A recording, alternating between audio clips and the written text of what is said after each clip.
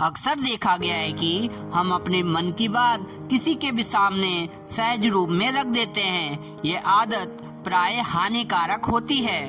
कभी तो आपकी बात से आपका उद्धत अहंकार अभिव्यक्त होने लगता है और तो कभी आत्महीनता। दोनों ही स्थितियां हानिकर है। देखा गया है कि लोग अपनी बीमारियां, गरीबी, असफलता, दुर्भाग्य, तिरस्कार, हानि, विपत्ति आदि के विवरण सविस्तार दूसरों को सुनाने में बड़ी दिलचस्पी लेते हैं और कभी कभी उसमें नमक मिर्च मिलाकर बड़ा चढ़ा भी देते हैं। ऐसे लोग ये आशा करते हैं कि सुनने वाला अपने प्रति सहानुभूति प्रकट करेगा, दुखी होगा, दया करेगा और दुखिया समझकर उनके लिए सहायता या स्नेह के भाव रखेगा।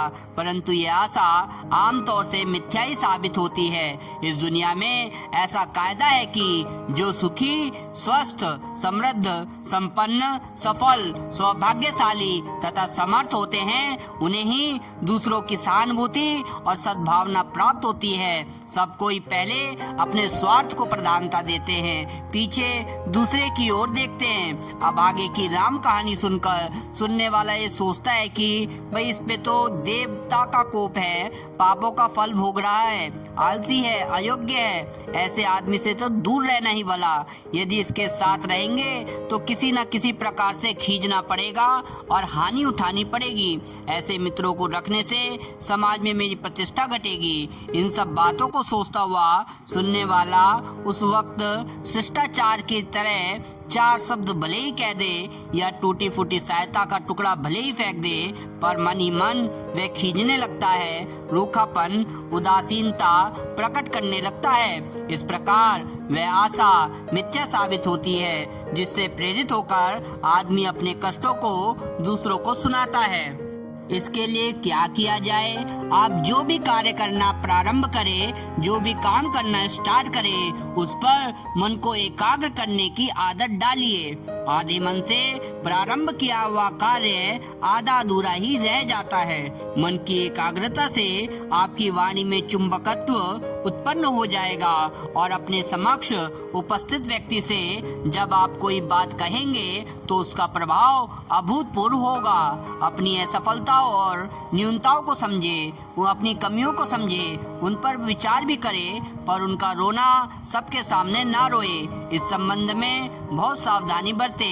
स्वयं को असफल, अभागा घोषित करने का स्पष्ट परिणाम यह है कि अपनी प्रतिष्ठा खो देना। इतनी फुर्सत किसी को भी नहीं है कि आपका रोना सुनकर कोई खुद को दुखी बनाए। प्रत्येक की अपनी कठिनाई होती है। आपकी मुसीबतें सुनकर अपना मन भारी करना किसी को भी नहीं भाएगा। अपनी असफलताओं का बार बार स्मरण करने से, उन्हें याद करने से, उनका वर्णन करने से अपना ही हौसला टूटता है और मन पर अयोग्यता की छाप बैठती है। यदि एक आदमी को बार बार पागल कहा जाए तो वो कुछ ही दिन में सचमुच ही आधा पागल बन जाएगा। इसका कारण यह है कि सुप्त मन आदेशों को ग्रहण करके उन्हें अपने अंदर धारण करता है और फिर जीवन कर्म को उसी साँचे में ढालने लगता है। यदि मन में यह बात जम जाए कि हम अभागे हैं, दीन दुखी हैं, तो अंतर्मन उसी सूचना को स्वीकार कर लेगा और जीवन कर्म का निर्माण इस प्रकार से करेगा कि सचमुच ही जीवन दुर्भाग्यों से भर जाएगा। यदि आप सौभाग्यशाली बनना चाहते हैं, सुनहरे भविष्य की आशा करते हैं, तो याद रखिए अपने जीवन के प्रेरक, सफल और उल्लास पूर्वक प्रसंगों को ही दूसरों के सामने व्यक्त करें, दूसरों के सामने रखें, पर सावधानी बरते कहीं आपके वर्णन में से आपका अहंकार न झलकने लगे।